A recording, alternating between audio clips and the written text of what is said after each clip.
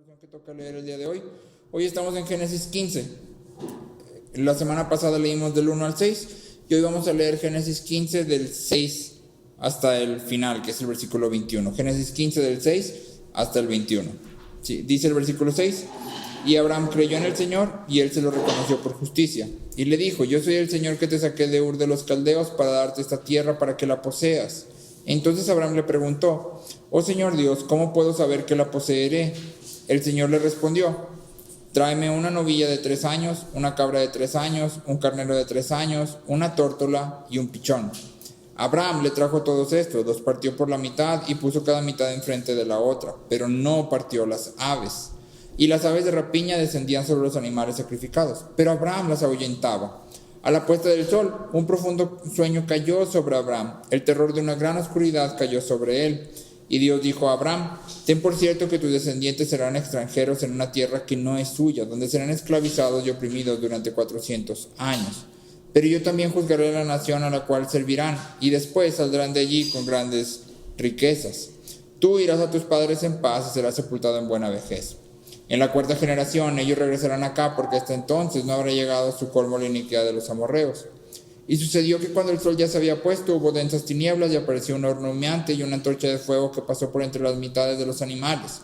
En aquel día el Señor hizo un pacto con Abraham diciendo: a tu descendencia he dado esta tierra, desde el río de Egipto hasta el río grande, el río Éufrates, la tierra de los kenitas, los cenezeos, los cadmoneos, los hititas, los fereceos, los refaitas, los amorreos, los cananeos, los gergeseos y los jebuseos.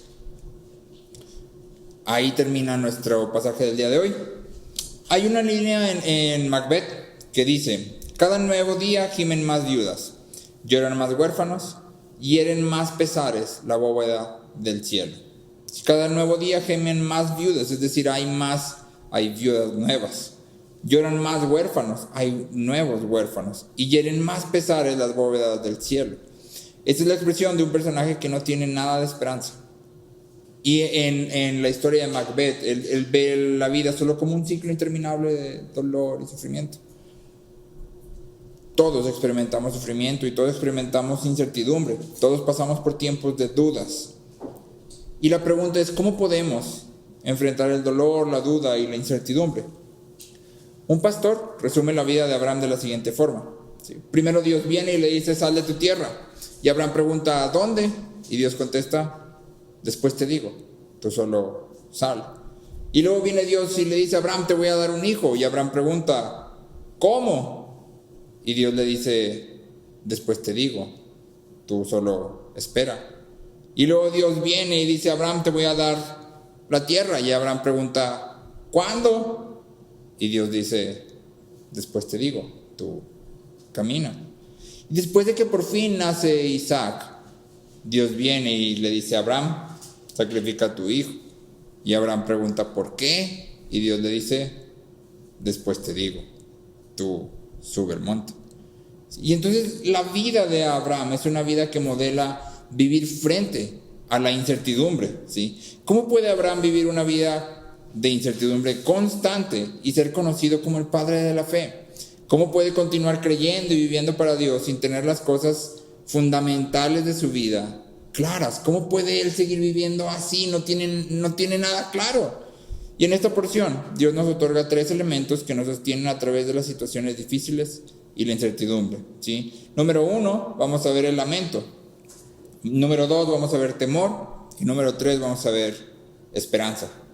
¿Sí? En realidad están entrelazadas, no las veamos como algo separado, ¿sí? Pero para fines didácticos. Sí. Número 1, vamos a ver el lamento. Número 2, vamos a ver el temor. Y número 3, vamos a ver esperanza. Sí. Entonces empezamos por la parte del lamento. Sí. Un escritor dice: entramos a este mundo llorando. El primer sonido que emitimos es el del llanto. Y a partir de ese momento, las lágrimas no cesan. Las lágrimas y el dolor son parte de este mundo caído. Pero la Biblia nos provee de un lenguaje para navegar a través de este mundo. Ahora, el lamento bíblico no es nada más llorar. ¿Sí? El lamento bíblico no se trata solamente de que te salgan lágrimas en todo momento, sino que el lamento bíblico se trata de algo más. tampoco es simplemente expresar nuestras emociones. El lamento bíblico no es nada más decir lo que sentimos en el momento que lo sentimos. El lamento bíblico es una forma de oración que habla a Dios sobre el dolor que experimentamos con el fin de confiar. Si el lamento bíblico es una forma de oración que habla a Dios sobre el dolor que experimentamos con el fin de confiar. Entonces el lamento bíblico en realidad es una invitación divina, porque cuando tú y yo abordamos los salmos, en los salmos podemos ver cómo debemos de lamentarnos. Muchos de los salmos, más de un tercio de los salmos, poco más de un tercio de los salmos, son salmos de lamento, ¿sí? Y Dios nos invita a expresar nuestros miedos, frustraciones y dolor con el propósito de renovar nuestra confianza. Entonces, el lamento bíblico es algo que Dios nos da para navegar a través de todo el sufrimiento y de toda la incertidumbre. En el caso de Abraham modela el lamento para nosotros cuando hace su pregunta: oh Señor Dios, ¿cómo sabré que la poseeré? ¿Cómo sabré que la poseeré? Sí. Y nota que en el versículo 6 se nos dice que Abraham creyó. Es explícito, Abraham creyó y el Señor se lo contó como justicia. En el versículo que sigue podemos ver que aunque Abraham creyó, todavía hay angustia en su corazón. Entonces, la angustia y la fe no son opuestas. El tener preguntas y creer en Dios no son cosas opuestas. Pueden coexistir, pero el lamento nos provee del medio adecuado para tratar con las dudas que tenemos en nuestros corazones. Entonces, hay 4 elementos esenciales que el lamento tiene y los salmos muestran para nosotros. 4 elementos esenciales. Número 1, el lamento mira hacia Dios. El lamento mira hacia Dios. La confusión, el cansancio y la decepción pueden provocar que nos retraigamos de Dios. Muchas veces, y es algo que a todos nos pasa, cuando estamos en situaciones que son difíciles, en vez de que nuestra vida de oración y de lectura de la Biblia y de comunión con la iglesia se profundice, se achica. Se hace cada vez menos. Y entonces estás leyendo la Biblia: no, antes sí leía, pero ahorita no tengo ni ganas, mi cabeza no da. Estás orando: no, antes sí oraba, pero ahorita apenas empiezo a orar por los alimentos y ya quiero terminar. Y en realidad nuestra vida de disciplinas espirituales se achica en vez de ensancharse, ¿sí? ¿Por qué? Porque muchas veces todo esto nubla nuestro juicio y nos quita las ganas. Realmente eso es lo que sucede. Nuestras emociones no nos guían hacia ese lugar. Es por eso que nuestras emociones no son guías, ¿sí?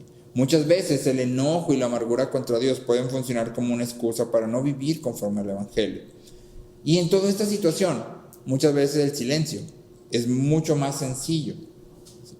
Es más fácil no orar, es más fácil no leer la Biblia, es más fácil no oír con alguien en la iglesia, es más sencillo, pero es poco saludable, ¿sí? Y entonces el lamento, lo primero que hace, el primer componente esencial del lamento es que mira hacia Dios. ¿Sí? El lamento clama a Dios en medio de la dificultad. ¿Sí? Número 2, el lamento reclama. De hecho, la palabra que se usa aquí es que se queja. Y esto puede sonar extraño porque muchas veces tú y yo relacionamos la queja directamente con algo que es pecado, pero depende de cómo nos estemos quejando. ¿Sí? Depende de cómo nos estemos quejando. El reclamo bíblico o la queja bíblica, aunque suena extraño, vocaliza las circunstancias que parecen no encajar con el propósito de Dios.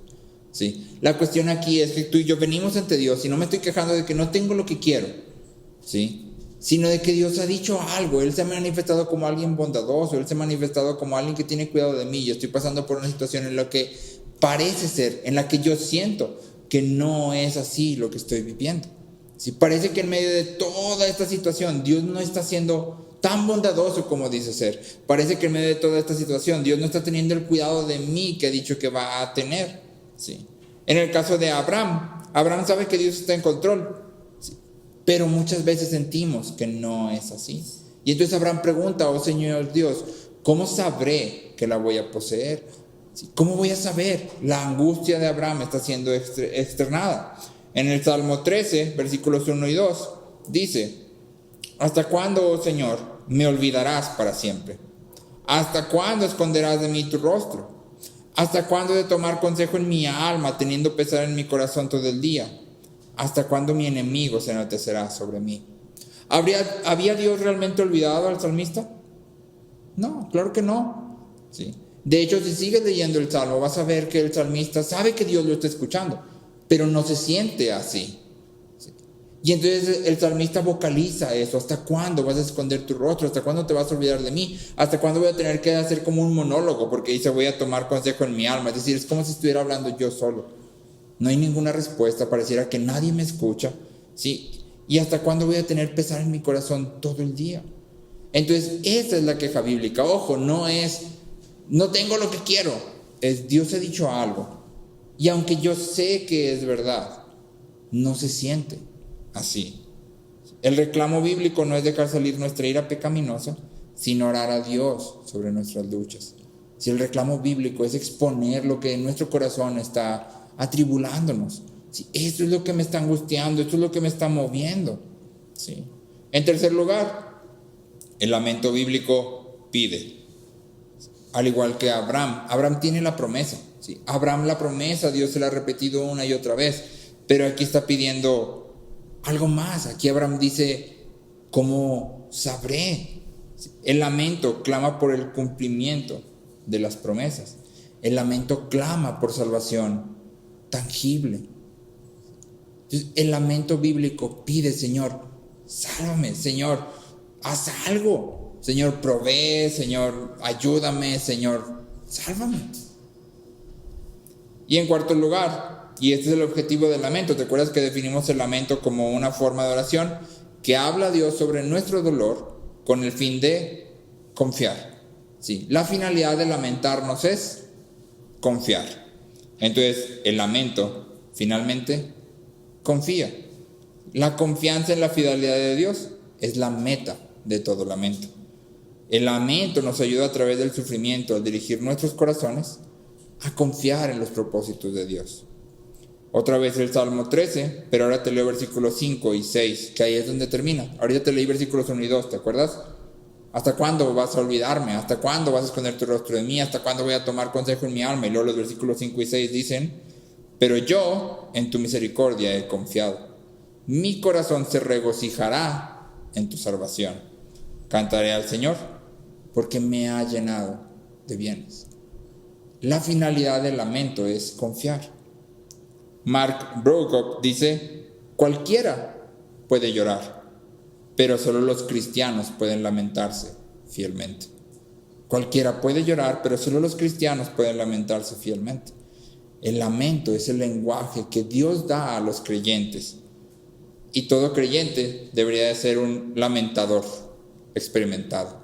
Si todo creyente debería aprender a lamentarse continuamente. ¿Por qué? Porque vivimos en un mundo caído. Y cuando tú y yo no nos lamentamos por lo que está sucediendo, por aquello que atribula a nuestro corazón, ¿qué estamos haciendo con ello? Simplemente lo estamos ignorando y dejando que se fermente en nuestro corazón. Finalmente va a dar algo a luz. ¿Sí? Lo correcto es venir y lamentarnos delante de Dios. Mateo 5:4 dice, bienaventurados los que lloran, pues ellos serán consolados. ¿Sí? Y la invitación no es a pasárnosla llorando.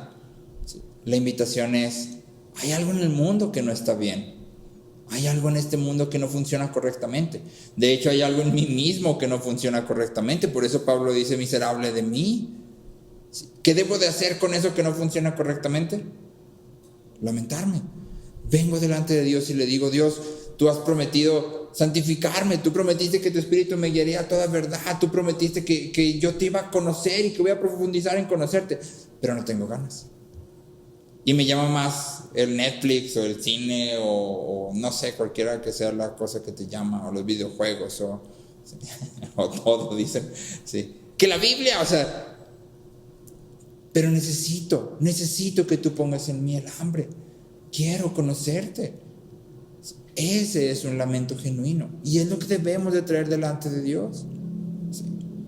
Entonces, lo primero que Abraham modela para nosotros y que Dios nos da aquí para seguir en medio del sufrimiento y la incertidumbre es el lamento.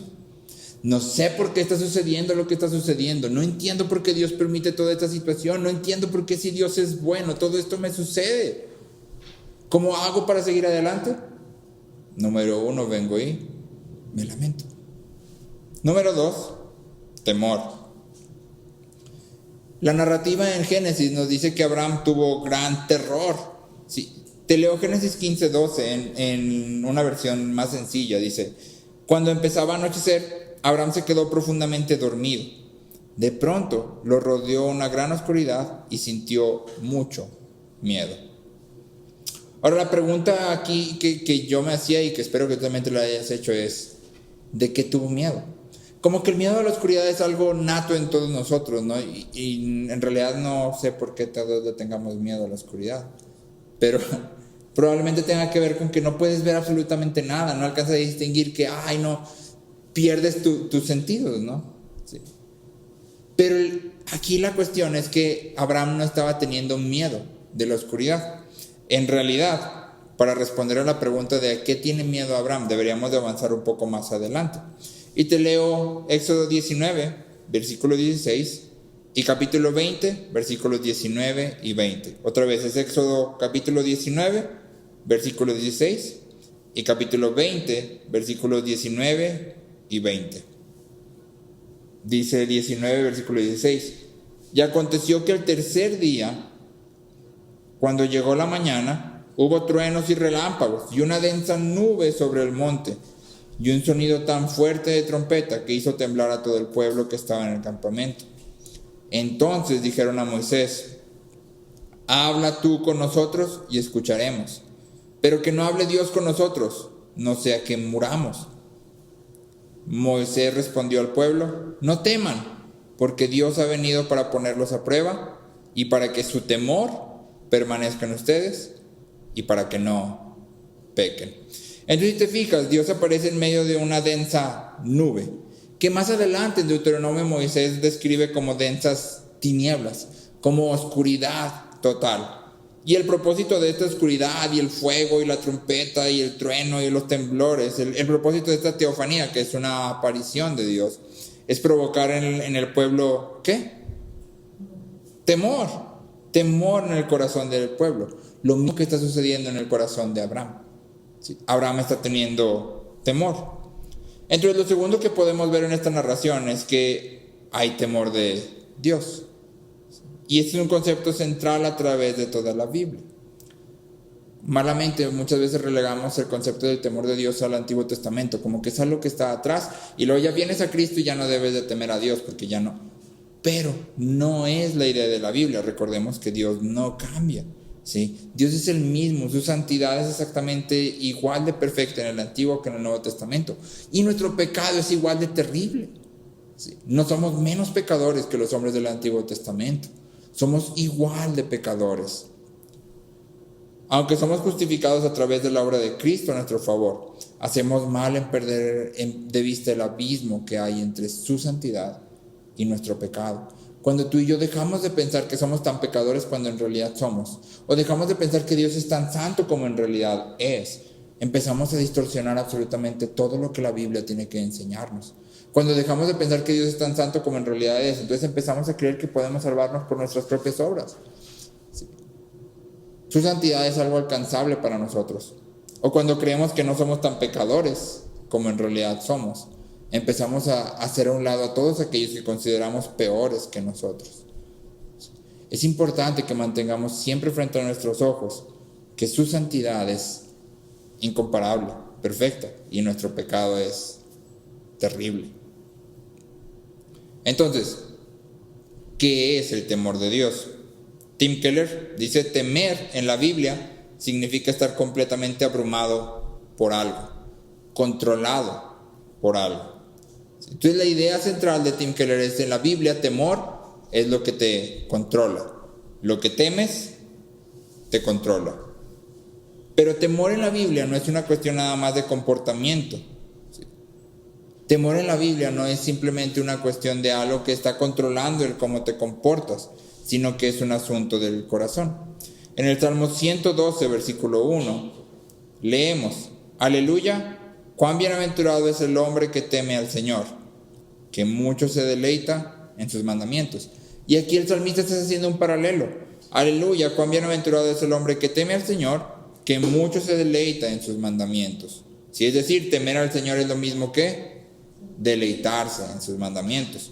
Y como veíamos hace algunas semanas, el deleitarse tiene que ver con nuestro corazón. Si el deleitarse tiene que ver con lo que sucede dentro de nosotros.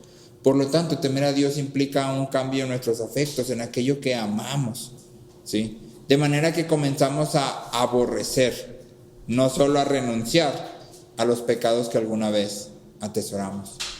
Comenzamos a aborrecer el pecado, no solamente a renunciar a él.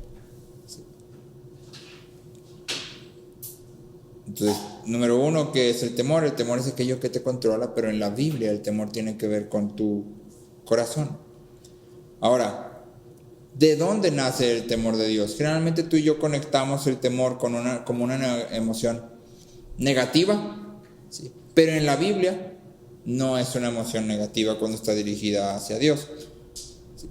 Te leo dos pasajes, versículo 4, Salmo 130, versículo 4, y Jeremías 33, versículos 8 y 9. Jeremías 33, versículos 8 y 9. Dice el Salmo 130: pero en ti hay perdón para que seas temido. ¿Para qué hay perdón? Para que sea temido. Y luego Jeremías 33, versículos 8 y 9, dice: los limpiaré de toda la maldad que cometieron contra mí, y perdonaré todas las iniquidades con que pecaron contra mí, y con las que se rebelaron contra mí. Y la ciudad será para mí un nombre de gozo, de alabanza y de gloria ante todas las naciones de la tierra, las cuales oirán de todo el bien que yo le hago.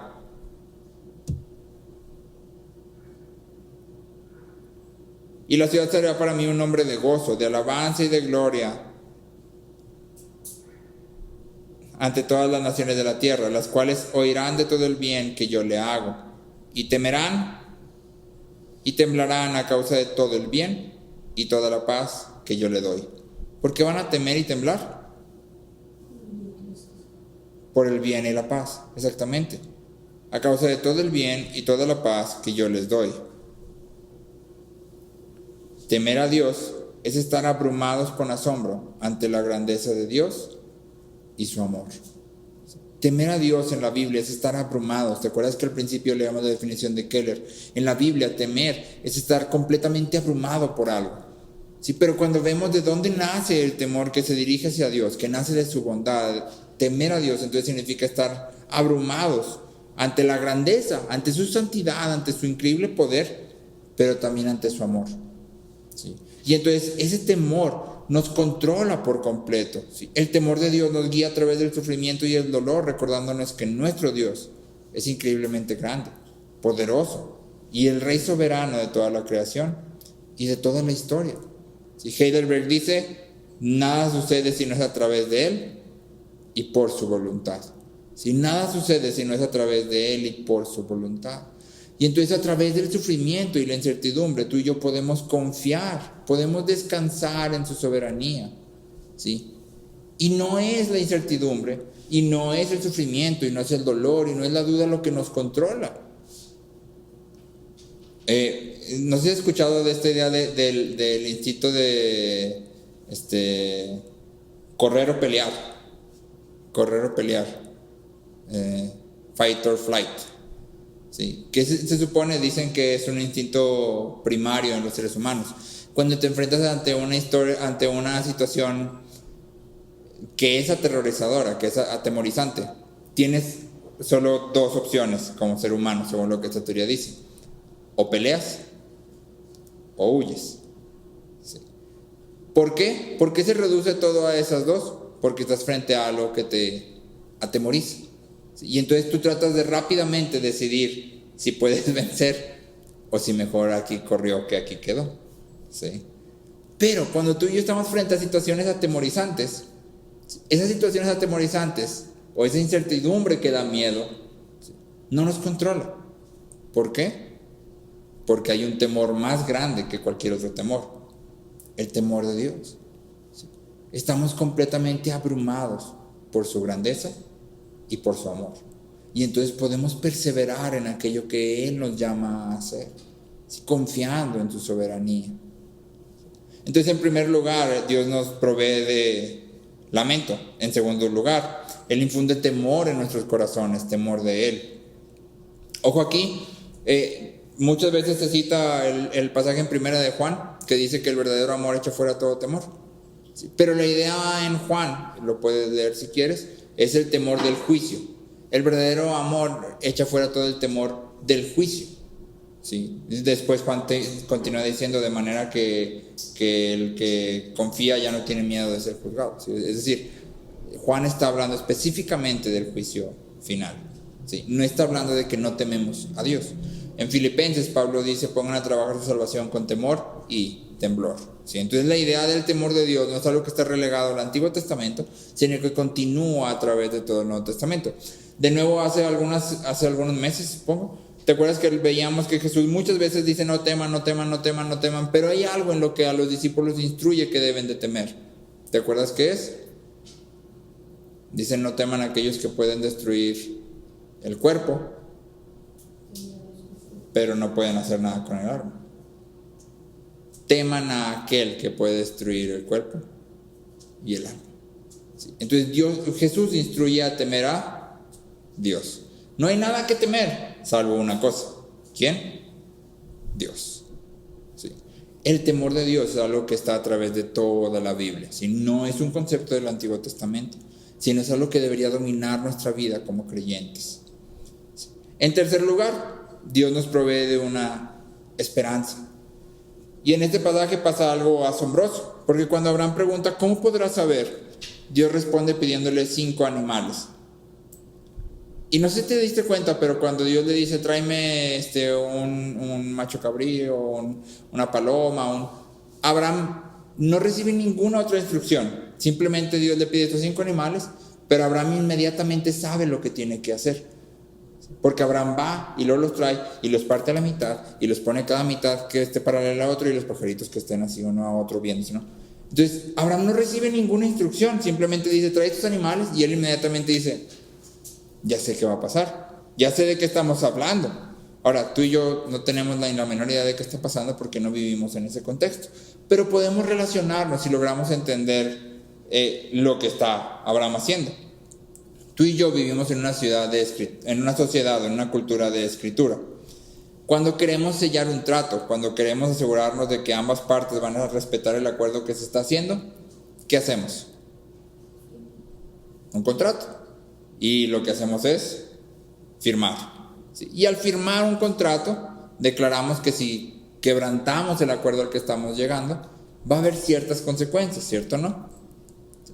Ahora, Abraham no vive en una cultura de escritura, sino que vive en una cultura narrativa. Es decir, ellos en vez de escribir, actúan. Y entonces, aquí justamente lo que Dios está haciendo es un pacto, un contrato. De hecho, la frase en hebreo que se usa para hacer un pacto, literalmente es cortar un pacto. ¿Sí? Literalmente es cortar un pacto. Entonces, lo que hacían en esta cultura era cortar animales a la mitad y luego ponerlos de manera que se formaba como un tipo de caminito. Y entonces cuando Abraham recibe la instrucción de traer estos animales, él sabe lo que está a punto de suceder. Él dice, ya se hizo, ¿sí? Ya se hizo, vamos a hacer un pacto formal. Y aquí es donde sucede lo asombroso. Porque cuando se hacía esto en el tiempo de Abraham había 2 opciones. Número 1 era que se hacía entre 2 iguales. Y entonces lo que sucedía era que primero caminaba uno y luego caminaba el otro. ¿Por qué? Porque eran 2 iguales. Ambos estaban sometiéndose a cumplir su parte del trato. ¿Sí? Cuando tú caminabas entre los animales, lo que estabas diciendo es que me partan como estos animales si no cumplo lo que estoy diciendo. Y entonces ambas partes iguales pasaban por en medio de los animales. La segunda opción era que cuando un rey conquistador estaba haciendo un pacto con un rey vasallo, es decir, un rey menor que él, el rey menor pasaba por el medio de las mitades. ¿Sí? Porque el rey menor era el que tenía que comprometerse a hacer su parte. ¿Sí? El rey conquistador era conquistador. ¿Sí? Ahora, en el caso de Abraham y Dios, no son iguales. Abraham es hombre, Abraham es Abraham, y Dios es Dios. ¿Quién debió haber pasado por el medio de las mitades? Abraham. Pero no es Abraham quien pasa por el medio de las mitades, sino que Abraham se queda dormido. Y se nos dice que Abraham ve un horno humeante y una antorcha de fuego que pasan entre las mitades. Y ahora estas dos palabras de humo y fuego son usadas otra vez cuando se habla en Éxodo 19 que acabamos de leer, para hablar de cómo Dios aparece en el monte rodeado de fuego y humo y truenos. Y se usan también para hablar acerca de la columna de fuego y la columna de nube que acompañaban a Israel a través de todo el desierto. Y entonces tú y yo podemos saber que este caldero y esta antorcha están representando a Dios. Y están representando a Dios atravesando en medio de estos animales. Y lo asombroso es que se nos dice que la antorcha y el caldero pasan a través de los animales. Y luego el versículo 18 inmediatamente después dice: en aquel día el Señor hizo un pacto con Abraham. Es decir, Abraham nunca pasa por en medio de los animales. Y eso significa que Abraham no adquiere ninguna obligación. En este pacto que Dios está haciendo con Abraham, Abraham no tiene ninguna parte que cumplir. Abraham no tiene algo que Dios le esté demandando y que le esté diciendo: si tú no haces esto, entonces te voy a partir como esos animales y nuestro trato se termina. Sino que todo recae del lado de Dios. Dios está pasando por la mitad de los animales y está diciendo que sea yo partido a la mitad si no cumplo lo que estoy diciendo. ¿Puede ser Dios partido a la mitad? Dios está diciendo que muera yo si no cumplo lo que te estoy prometiendo, pero Dios no puede morir. Pero no nada más eso, porque si tú y yo pudiéramos decir: ok, pues Dios va a hacer su parte, pero el problema no es Dios, el problema soy yo. El que falla soy yo, el que se equivoca soy yo, el que está todo el tiempo mal y que no, soy yo. Pero Dios está diciendo absolutamente nada que suceda, ni nada que tú hagas va a impedir que se cumpla la palabra que yo he dado. El pacto es completamente unilateral. Todo depende completamente de Dios. Todo depende completamente de Dios. Nada que Abraham haga puede impedir que Dios cumpla lo que él ha dicho. Y ahora el autor de Hebreos toma este mismo pasaje en Hebreos 6 y te leo del versículo 17 al 19. Y dice el versículo 17, Hebreos 6, 17: por lo cual Dios, deseando mostrar más plenamente a los herederos de la promesa la inmutabilidad de su propósito, interpuso un juramento, a fin de que por dos cosas inmutables. ¿Cuáles son las dos cosas inmutables? La promesa y el juramento. Es decir, Dios ya había dado una promesa, pero esa promesa le añade un juramento, un pacto. Y dice el versículo 18: a fin de que por dos cosas inmutables, en las cuales es imposible que Dios mienta, los que hemos buscado refugio seamos grandemente animados para asirnos de la esperanza puesta delante de nosotros. Tenemos como ancla del alma una esperanza segura y firme. Tenemos como ancla del alma una esperanza segura y firme. ¿Para qué sirve un ancla? Para que el bote no se vaya. Si el ancla la arrojas y llega hasta lo más profundo de todas las aguas, sin importar todo lo que esté sucediendo, el bote no se mueve. El bote está seguro. El bote se va a quedar donde el ancla esté enganchado. Y esto es lo que el autor de Hebreos dice. A través de lo que Dios hizo al prometer y luego pactar, tú y yo tenemos un ancla del alma, un ancla segura y firme. Nuestra esperanza está fundamentada en la obra de Cristo en la cruz a nuestro favor. Y es increíble ver el paralelo, porque no sé si te acuerdas que cuando Cristo va a la cruz también encontramos oscuridad extrema. ¿Te acuerdas que Marcos nos dice que el sol es completamente cubierto? Es como si de repente todo se hiciera más que de noche, porque dice que es una oscuridad total, similar a la que estamos viendo aquí. Y luego, ¿te acuerdas que dijimos que el término para hacer un pacto en hebreo era literalmente, ¿te acuerdas qué era? Cortar un pacto. E Isaías nos dice que Jesús fue cortado de entre la muerte, de entre la tierra de los vivientes. Jesús fue cortado de la muerte de los vivientes, de la tierra de los vivientes, perdón. ¿Coincidencia? No lo creo. Es otra vez el lenguaje de pacto. Lo que Dios prometió a Abraham, podemos verlo ahora sí en todo su esplendor en la cruz de Cristo. Y esa es nuestra esperanza. La muerte de Jesús en la cruz nos asegura que estaremos con Él. Abraham aquí dice, ¿cómo sabré que voy a poseerla? ¿Cómo sabré que voy a tener un hijo y que ese hijo va a tener la tierra? Y ¿cómo sabré que vas a cumplir todo lo que has dicho que vas a cumplir? Y Dios hace un pacto. Y luego nos lo vamos a encontrar unos capítulos más adelante, en Génesis 22. Y vamos a ver que Dios le dice, Abraham, sacrifica a tu hijo. ¿Y qué hace Abraham? Va a sacrificar a su hijo. ¿Había incertidumbre en el corazón de Abraham? Seguramente sí, porque no sabía qué iba a suceder. Sí, el autor de Hebreos nos dice que Abraham sube esperando que Dios, o confiando en que Dios lo puede resucitar de nuevo. Pero cuando Isaac le pregunta a Abraham, oye papá, ¿y dónde está el cordero del sacrificio? Abraham contesta, Dios proveerá. Es decir, la verdad, mijo, si me preguntas, no sé qué va a pasar.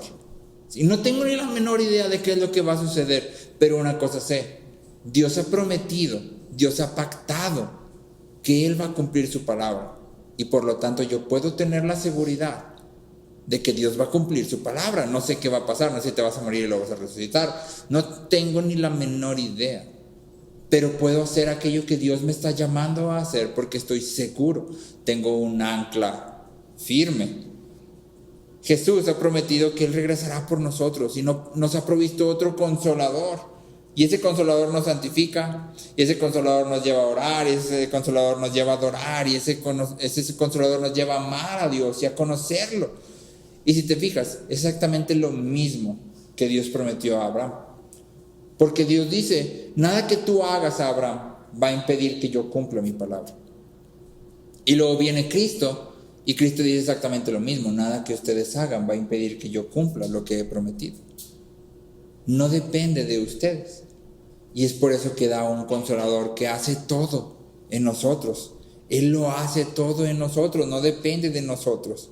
Dios ha prometido que habitaremos junto con Él y nada puede quebrantar esa promesa. Y esa es nuestra esperanza. Nuestra esperanza es que vamos a habitar junto con Él y que Él nos está llevando hacia allá. No depende de nosotros. Y entonces tú y yo podemos venir y lamentarnos porque podemos decir, Dios, tú has dicho que me llevas de gloria en gloria para crecer en semejanza de Cristo, pero no siento que me parezca más a Cristo. Hay algo que no cuadra. Ayúdame. Y luego puedo levantarme y, como dice Pablo, poner a trabajar mi salvación con temor y temblor. Si he sido salvo, yo quiero vivir como salvo. Y luego doy gracias a Dios porque Él es quien pone en mí el querer como el hacer. Y ahora, ¿qué tiene que ver? ¿Qué tiene que ver todo esto con el sufrimiento y la incertidumbre? Que fue como empezamos. ¿Qué tiene que ver la esperanza con el sufrimiento y la incertidumbre? Hace unas semanas platicaba con una persona que está pasando por unas situaciones difíciles y externaba que su esperanza es que la situación difícil se termine y sea usada para bien. Pero es una esperanza débil, porque puede ser que la situación nunca termine. Y puede ser que tal vez tú nunca veas el fruto. Hay algo asombroso, porque si te fijas aquí, Dios le dice, Abraham, te voy a dar esta tierra. Pero mira, ni siquiera lo vas a ver. ¿Por qué? Porque primero, tu descendencia, cuando ya sea un pueblo, va a pasar 400 años de esclavitud. Y luego después van a volver y ahora sí van a poseer la tierra. Pero tú vas a morir viejo y en paz. Es decir, no lo vas a ver, pero ten por seguro que lo voy a hacer. Entonces cuando tú y yo cuando nuestra esperanza se convierte en algo que está aquí, que es alcanzable por nosotros mismos, porque si mi esperanza es simplemente aguantar hasta que esto termine, pues igual lo único que necesito es fuerza de voluntad. Pero si mi esperanza es estar donde Dios está, habitar junto con Él, eso está mucho más allá de lo que yo puedo tomar con mi mano. Eso es algo que yo no puedo alcanzar por mí mismo, pero puedo depender de Él para hacerlo. Pablo toma esta idea de la esperanza y fíjate lo que dice. Te leo primero Hechos 14:22. Y esta es una cita que me gusta mucho porque me parece irónica. Dice Hechos 14:22, fortaleciendo los ánimos de los discípulos. ¿Qué estaba haciendo Pablo? fortaleciendo los ánimos de los discípulos. Es decir, les está diciendo, vamos, los está exhortando a perseverar, vamos a ver. Sí, y esta es su manera de hacerlos fuertes, de empujarlos. Fíjate lo que les dice: fortaleciendo los ánimos de los discípulos, exhortándolos a que perseveraran en la fe y diciendo: es necesario que a través de muchas tribulaciones entremos en el reino de Dios. Esa es la manera en que Pablo está fortaleciendo los ánimos. ¿Cuál? Es necesario que a través de muchas tribulaciones entremos en el reino de Dios. Es decir, ¿qué te espera? Muchas tribulaciones. Muchas tribulaciones. Y luego dice 1 Tesalonicenses 3:3, Pablo otra vez: que nadie se inquiete. Sí, todos tranquilos. Que nadie se inquiete a causa de estas aflicciones, porque ustedes mismos saben que para esto hemos sido destinados. Es decir, tranquilos, calmados, pues si ya sabían que esto veníamos. Y yo digo, es como que eso no es algo que tú le dirías a alguien que quieres animar. No, hombre, pues si esto no es nada. No, pues si para esto vinimos, de esto se trata todo. Sí, no, pues no sé por qué estás todo atribulado. Si este es el mero mole. Sin embargo, Pablo dice: es necesario que a través de muchas tribulaciones entremos en el reino de Dios. Y esa es la esperanza. Es decir, no es solo que las tribulaciones llegan de repente y nomás porque sí, porque yo me equivoqué y sino que Dios tiene absoluto control de todo. Y que a través de todo este sufrimiento vamos a llegar a aquello que Dios nos ha prometido que llegaremos. ¿Sí? El sufrimiento nunca es en vano. La incertidumbre nunca nos hace naufragar, pues tenemos un ancla segura, un ancla firme. Dios ha dado a su Hijo por nosotros, y junto con Él nos ha dado todo lo que necesitamos para estar cimentados y perseverar en la fe. Agustín decía que la esperanza es la virtud que perfecciona nuestra voluntad. La esperanza es la virtud que perfecciona nuestra voluntad, porque nos lleva a confiar en la ayuda divina, nos lleva a depender de alguien más que nosotros. Dios nos ha provisto una esperanza fundamentada en algo inamovible e inmutable: Él mismo. Y entonces tú y yo podemos enfrentar el sufrimiento y la incertidumbre confiados. Podemos vivir conforme al Evangelio en medio de todo lo que nos rodea. Podemos enfrentar todas nuestras dudas y todo lo que nos hace doler, y podemos venir y llorar, lamentarnos delante de Dios, y podemos decir: ok, confío en ti, sé que tú eres Dios y tú eres quien me gobierna, y también sé que nada de esto pasa simplemente porque sí, y que aunque no se acabara en toda mi vida, voy a llegar a donde tú estás. Y esa es mi esperanza, que absolutamente nada de esto sucede simplemente porque sí, sino que tú tienes todo el control de absolutamente todo lo que sucede. Y entonces, en medio de toda esa situación, yo puedo vivir conforme al Evangelio me llama. Lo mismo que Abraham en Génesis 22.